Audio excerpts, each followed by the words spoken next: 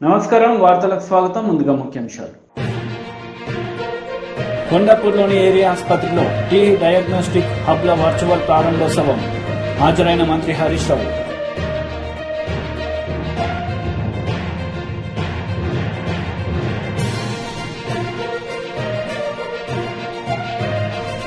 జనసేన అధినేత పవన్ కళ్యాణ్ కు కౌంటర్ ఇచ్చిన YCP Nandigam Suresh.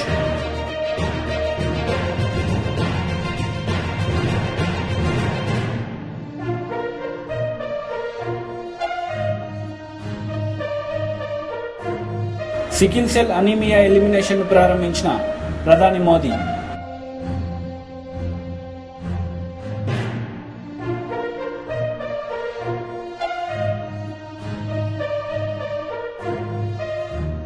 Sickle cell anaemia elimination mission ను ప్రధాని మోదీ ప్రారంభించారు. ఈ సందర్భంగా ఆయన ప్రసంగించారు. गारंटी देने वालों से भी सावधान रहना है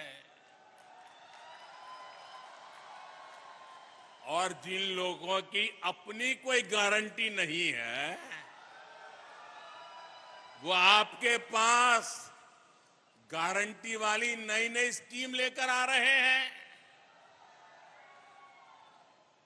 उनकी गारंटी में छिपे खोट को पहचान लीजिए। झूठी गारंटी के नाम पर उनके धोखे के खेल को भांप लीजिए। साथियों, जब वो मुफ्त बिजली की गारंटी देते हैं तो इसका मतलब है कि वो बिजली के दाम बढ़ाने वाले हैं। जब वो मुफ्त सफर की गारंटी देते हैं तो इसका मतलब है कि उस राज्य की यातायात व्यवस्था बर्बाद होने वाली है। जब वो पेंशन बढ़ाने की गारंटी देते हैं तो उसका मतलब है कि उस राज्य में कर्मचारियों को समय पर वेतन भी नहीं मिल पाएगा। जब वो सस्ते पेट्रोल की गारंटी देते हैं तो इसका मतलब है कि वो टैक्स बढ़ाकर आपकी जेब से पैसे निकालने की तैयारी कर रहे हैं। जब वो रोजगार बढ़ाने की गारंटी देते हैं तो इसका मतलब है कि वो वहां के उद्योग धंधों को चौपट करने वाली नीतियां लेकर के आएंगे।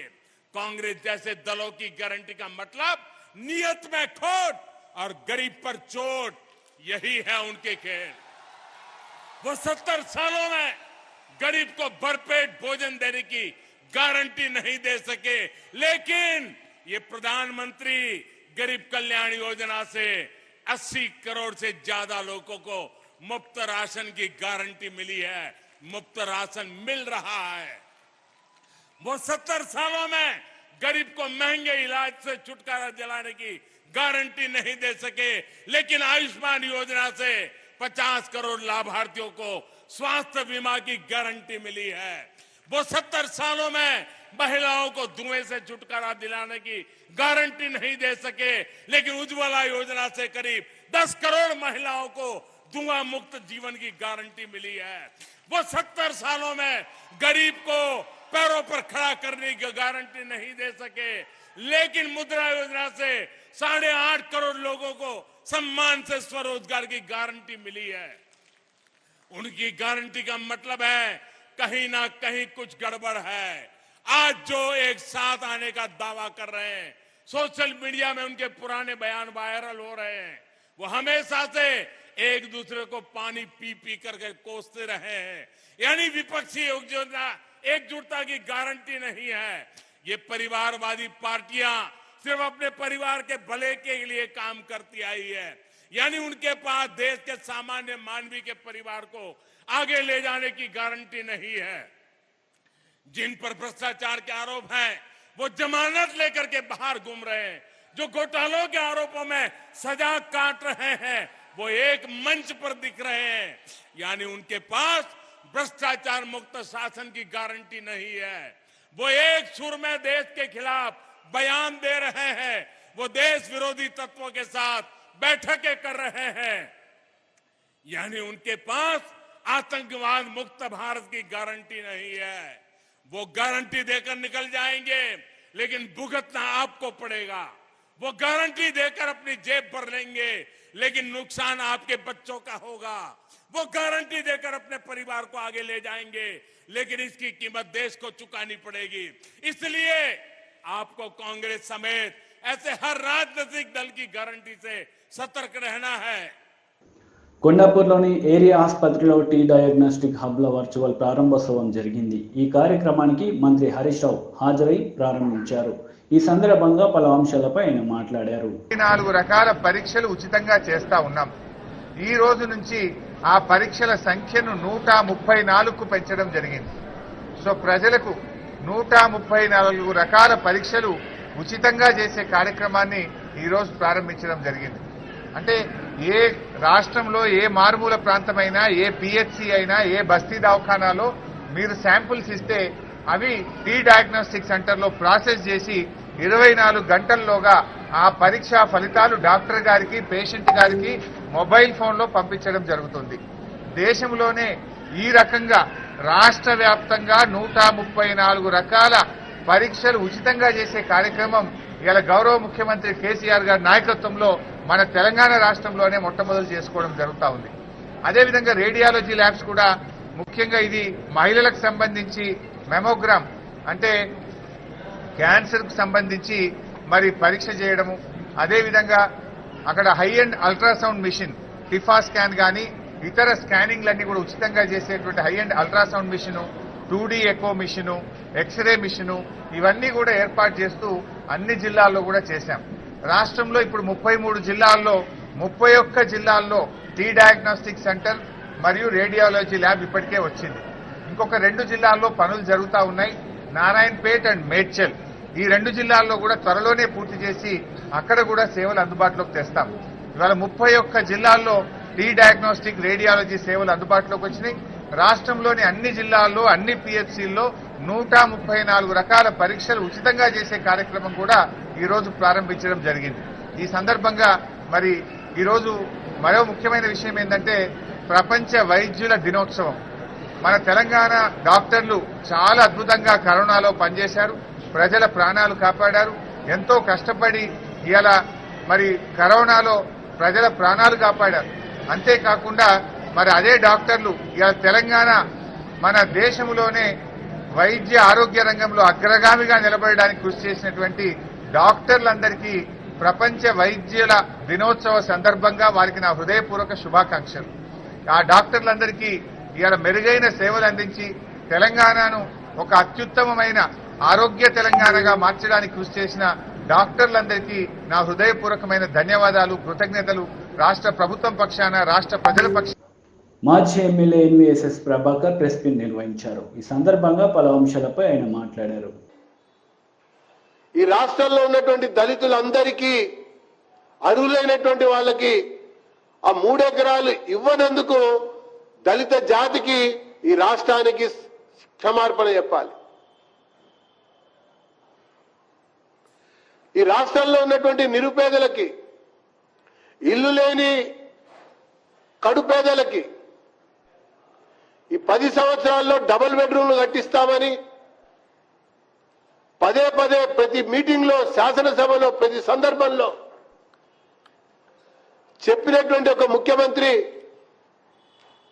ఇప్పటి వరకు అర్హులైనటువంటి పేదలకు డబుల్ బెడ్రూమ్లు ఇవ్వనందుకు, కావాల్సినన్ని కట్టనందుకు, కట్టినవి ఇంకా ఇవ్వనందుకు ఈ రాష్ట్ర ప్రజానికానికి ఆయన క్షమార్పణ చెప్పాలని చెప్పని భారతీయ జనతా పార్టీ డిమాండ్ చేస్తా ఉంది. ఇకపోతే వీళ్ళు చాలా గొప్పగా చెప్పుకుంటున్నటువంటి మిషన్ భగీరథ, మిషన్ కాకతీయ ఇప్పటికీ ఈ రాష్ట్రంలో ఉన్నటువంటి అనేక గ్రామాల్లో, అనేక నగరాల్లో, అనేక బస్తీలలో, కాలనీలలో కూడా మంచినీళ్లు లేక, మంచినీళ్లు రాక, కావాల్సినన్ని నీళ్లు విడుదల చేయక, పైగా నీటికి పన్నేంటి అని మాట్లాడినటువంటి ఒక అధ్యక్షుడు కేసీఆర్ కొత్తగా 300, 500, 800 వసూలు చేస్తున్నందుకు ఈ రాష్ట్ర ప్రజానికానికి క్షమార్పణ చెప్పాలి.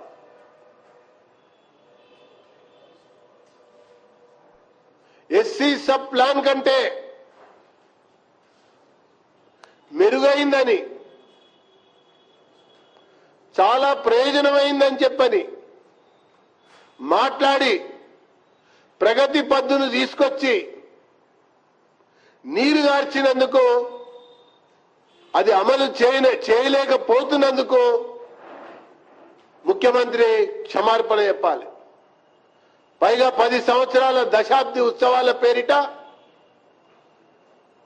రాష్ట్రంలో కొత్తగా వంచడం కొరకు, కొత్తగా మోసగించడం కొరకు చేస్తున్నటువంటి యత్నాలు, ప్రయత్నాలని ప్రజలు అర్థం చేసుకున్నటువంటి ఒక నేపథ్యంలో ఈ ముఖ్యమంత్రి చేస్తున్నటువంటి ఒక 10 తప్పిదాలకి ఈ 10 సంవత్సరాల కాలంలో 10 సార్లు తెలంగాణకి క్షమార్పణ చెప్పే ఈయన సార్వత్రిక ఎన్నికల్లో మళ్ళీ ప్రచారానికి రావాలని చెప్పని భారతీయ జనతా పార్టీ డిమాండ్ చేస్తా ఉన్నది. నియామకాల విషయంలో కూడా నిరుద్యోగుల జీవితాలతో చెలగాటమాడారు, యువకులతో చెలగాటమాడారు. ఇప్పటికి కూడా నియామకాలకు సంబంధించినది క్వశ్చన్ మార్క్ గానే సాగుతా ఉన్నాయి. కానీ మరి రాజకీయ నియామకాలకే ఈ రాష్ట్రం ప్రాధాన్యత కలిగిస్తా ఉంది, అవకాశాలు కలిగిస్తా ఉంది.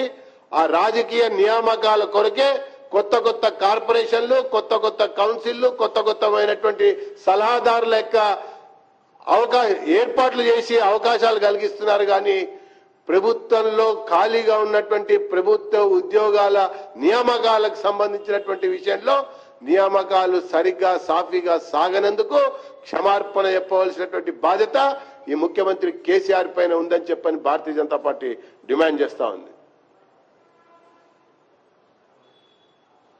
అంతేకాదు, జంట నగరాలు ఆనాటి 10 జిల్లాల్లో ప్రధాన జిల్లా ఈ హైదరాబాద్ మహానగరంలో వస్తున్నటువంటి ఆదాయంతోనే రాష్ట్ర ఖజానా నిండుతా ఉన్నది. రాష్ట్ర ఖజానా నిండి ఆ రకంగా ఖర్చు పెట్టడానికి అవకాశం కలిగిస్తోంది. ఈ హైదరాబాద్ మహానగరంలోనే మిషన్ కాకతీయ అమలు జరగదు. చెరువుల పరిస్థితి, దుస్థితి ఎక్కడ వేసిన గొంగలి అక్కడగానే ఉంది. ఈ 10 సంవత్సరాల్లో ఈ హైదరాబాద్ మహానగరంలో ఉన్నటువంటి ఏ ఒక్క యాదవ సంఘానికి కానీ, కుర్మ సంఘానికి కానీ వీళ్ళు చాలా గొప్పగా చెప్తున్నటువంటి ఉచితంగా గొర్రెల పంపిణీ కానీ, ఉచితంగా బర్రెల పంపిణీ కానీ ఈ హైదరాబాద్ మహానగరంలో ఉన్నటువంటి యాదవ కుర్మ సంఘాలకి ఇచ్చినటువంటి దాఖలాలు లేవు. కాబట్టి వాళ్ళకి ఈయన క్షమార్పణ చెప్పాలని చెప్పని భారతీయ జనతా పార్టీ డిమాండ్ చేస్తుంది. చెరువులలో మత్స్య సంపద విషయంలో కూడా అసలు హైదరాబాద్లో ఈ పథకాలు ఎందుకు అమలు జరగటల్లా? ఇక్కడ ఉన్నటువంటి సోదరులకి, ఇక్కడ ఉన్నటువంటి వర్గాలకి, ఇక్కడ ఉన్నటువంటి ఆ పథకాన్ని లబ్ధి పొందేటువంటి అవకాశం లేకుండా ఈ కేసీఆర్ చేస్తున్నందుకు జిహెచ్ఎంసీలో పాఠం నేర్పారు, గుణపాఠం చెప్పారు. ఇప్పుడు మళ్ళీ సార్వత్రిక ఎన్నికల్లో చెప్పబోతున్నారు అన్నటువంటి విషయాన్ని నేను మనవి చేస్తా ఉన్నా. కాబట్టి క్షమార్పణ చెప్పాలి వీళ్ళు. ఇకపోతే విభజన చట్టం గురించి కూడా ఎక్కువగా మాట్లాడుతూ ఉన్నారు. ముఖ్యమంత్రి మాట్లాడే స్థితిలో లేడు. అంతకంటే ముఖ్యమంత్రికి అసలు విషయం తెలుసు కాబట్టి కొత్తగా పగ్గాలు చేపట్టినటువంటి కొడుకు మాత్రం రోజు విభజన చట్టం. వైసీపీ నందిగాం సురేష్ మీడియా సమావేశం నిర్వహించారు. ఈ సందర్భంగా పవన్ కళ్యాణ్ కు వైసీపీ నందిగాం సురేష్ కౌంటర్ ఇచ్చారు. అవసరం లేదు, బీజేపీతో నాకు సంబంధం లేదు, చంద్రబాబు నాయుడుతో నాకు సంబంధం లేదు, ఎవరి డాటా నా డాటా ఎవరి దగ్గర లేదని నువ్వు చెప్పుకున్న కాన్సెప్ట్ ఏమైనా ఉంటే సింగిల్ గా పోటీ చేస్తాను, వాళ్ళందరిని ఎదిరించు. నీకు దమ్ముంటే 24 గంటల తొక్కి నారదేస్తారు నీ దాళ్ళు, తెలుసా? వీళ్ళందరూ అనుకుంటున్నారు, నువ్వు గమనించుకో ఒకసారి. నువ్వేది ఉచిత హామీలు దొరికినట్టుగా ఉచితంగా రోడ్డు మీద ఎవడు చెవులో చెప్తే తీసుకొచ్చి మాట్లాడినన్ని నిజాలైపోతే ఏంటి? కాబట్టి నువ్వేమనుకుంటే చేసుకో, కానీ నీ గురించి ఏమనుకుంటున్నారో మిగతా నాయకులు తెలుసుకో ఒకసారి. ఏమండి, 2014లో పవన్ కళ్యాణ్ చంద్రబాబు నాయుడు కలిసి పోటీ చేసినప్పుడు చంద్రబాబు నాయుడు అనుభూశాలని చెప్పిన పవన్ కళ్యాణ్ 2019లో ఎందుకు విడిపోయాడు? 2019లో అమరావతి, అది అమరావతి నిజంగా ఒక సామాజిక వర్గానికి సంబంధించిన వ్యక్తి అని ఎందుకు మాట్లాడాడు? 2014 2019 డెవలప్మెంట్ చూసుకోండి ఒకసారి చూడండి. పవన్ కళ్యాణ్ చూడమనండి. అప్పుడు చంద్రబాబు నాయుడు మంచి అట్లా అయ్యాడు, ఇప్పుడు మళ్ళీ చంద్రబాబు నాయుడు అట్లా మంచి అయ్యాడు. ఏ రకంగా మంచి అయ్యాడు? పవన్ కళ్యాణ్ గారికి అర్థం కావట్లేదా? జగన్మోహన్ రెడ్డి గారు ఇచ్చిన 4 సంవత్సరాల పాలన, చంద్రబాబు నాయుడు 5 సంవత్సరాల పాలన ఒకసారి బేరీజ్ చేసుకొని చూడండి. ఒక్క దాంట్లో అవినీతి ఆరోపణలు చేయగలుగుతారు మీరు? ఇదిగో ఇందులో ఇది జరిగిందని చెప్పగలుగుతారా? ఈయనంట వైసీపీ పోవాలంట. నువ్వు అసలు ముందు ఎమ్మెల్యేగా గెలువు, ఏది పోవటం తర్వాత సంగతి. కానీ ముందు నామినేషన్ వేసి నామినేషన్ ఫామ్ అన్నీ కూడా కరెక్ట్గా చేసుకో. ఎక్కడేమో సంతకాలు పెట్టాలో చూసి పెట్టి నువ్వు ఎమ్మెల్యేగా పోటీ చేసి ఒకసారి గెలిచి అసెంబ్లీ గేట్ కాడకు వచ్చి ఒకసారి నేను ఎమ్మెల్యేనని చెప్పు. ఒకసారి అసెంబ్లీ గేట్ కాడ నిలబడి, నీకు అలవాటే కదా ఎక్కడ పడితే అక్కడ ఫోటోలు పోజులు ఇవ్వటం. అసెంబ్లీ గేట్ కాడ ఇదిగో నేను ఎమ్మెల్యేగా వచ్చాను, ఎమ్మెల్యేగా గెలిచానని చెప్పి లోపలికి వెళ్ళే ముందు జనాలకు ఒకసారి చెయ్యపు. అప్పుడు తెలిసింది నీ సత్తా ఏంటో. ఇవన్నీ తర్వాత ఏడుద్దు. కానీ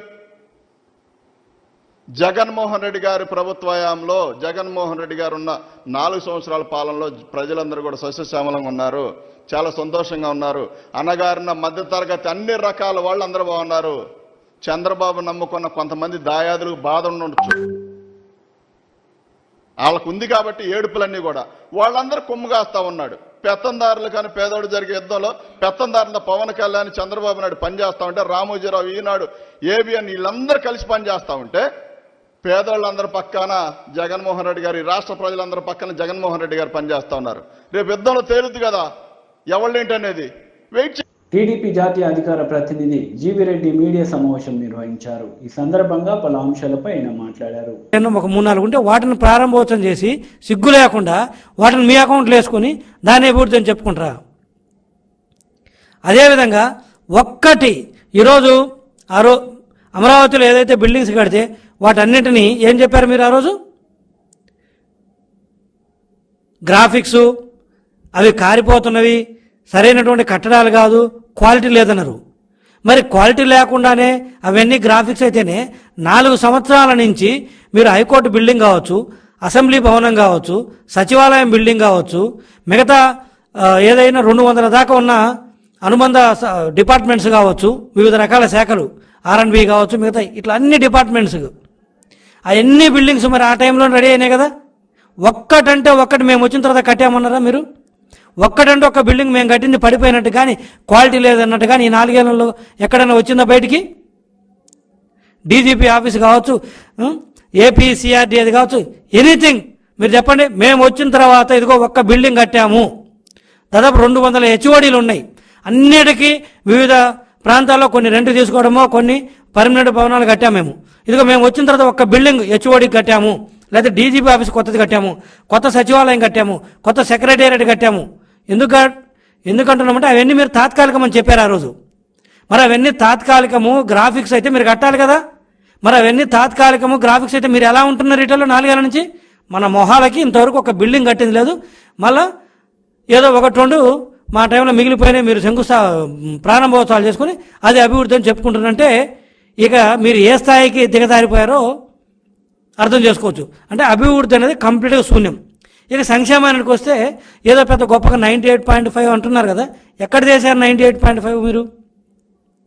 ఈరోజు ఆరోగ్యశ్రీ ముఖ్యంగా ఫ్లాగ్ స్కీమ్ ఏదైతే ఉందో రాష్ట్రంలో ఆరోగ్యశ్రీ పెద్ద గొప్పగా చెప్పారు. టీడీపీ హయాంలో ఏ రోజు హాస్పిటల్స్కి ఒక్కరోజు కూడా డిలే తోటి బిల్స్ ఆగిన పాపన పోలేదు. ఎప్పుడు టయానికి బిల్స్ ఇచ్చేవాళ్ళము. అన్ని రోగాలకి హాస్పిటల్కి వెళ్ళి ఆ రోజు పేదలు ఎవరైనా ఉంటే వాళ్ళకి జబ్బు వస్తే పోయి హాస్పిటల్లో చూపించుకునేవాళ్ళు.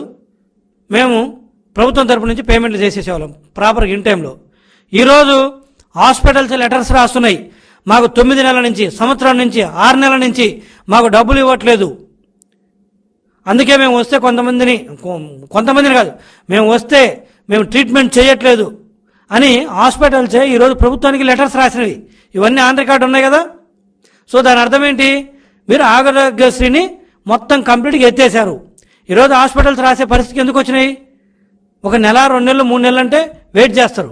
అంటే సంవత్సరం నుంచి ఉండబట్టే కదా వాళ్ళు రాసింది. వాళ్ళు ఊరక రాస్తారా? వాళ్ళ డ్యూస్ లేనిది. అంటే మీరు ఇంకా సంవత్సరం డ్యూస్ పెడితే ఇంకెప్పుడు ఇస్తారు? అంటే దాన్ని ఎత్తేసే ఉద్దేశమే కదా. మీరు ఆరోగ్యశ్రీని కొనసాగించే ఉద్దేశం లేదంటానికి ఇది నిదర్శనము. సంవత్సరం నుంచి ఎవరైనా ఆపుతారా? ఇది ఎమర్జెన్సీ సర్వీసెస్. ప్రజల ఆరోగ్యము, వైద్యం అనేది ఎమర్జెన్సీ సర్వీసు. ఇలాంటి దాన్ని మీరు ఆపేశారంటే ఇంకేమనాలి? సో దాన్ని కంప్లీట్గా మీరు పక్కన పెట్టే ఉద్దేశం కనపడుతుంది.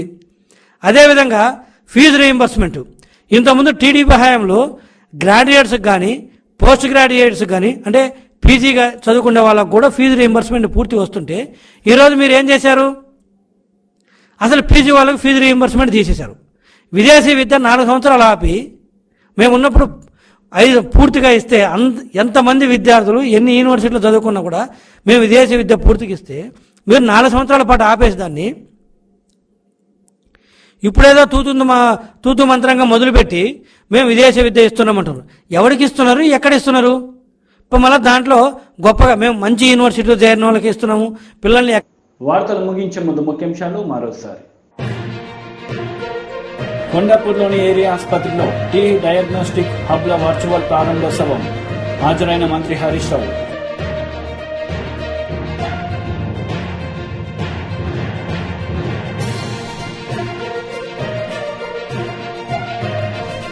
జనసేన అధినేత పవన్ కళ్యాణ్ కు కౌంటర్ ఇచ్చిన వైసీపీ నందిగాం సురేష్.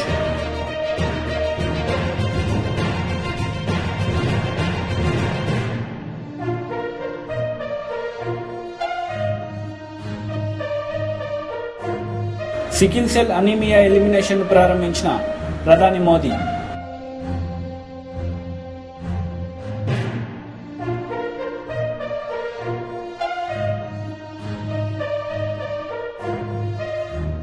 ఈ వార్తలు ఇంతటితో సమాప్తం. తిరిగి ప్రసారమయ్యే వార్తల్లో మళ్ళీ కలుద్దాం. అంతవరకు సెలవు. నమస్తే.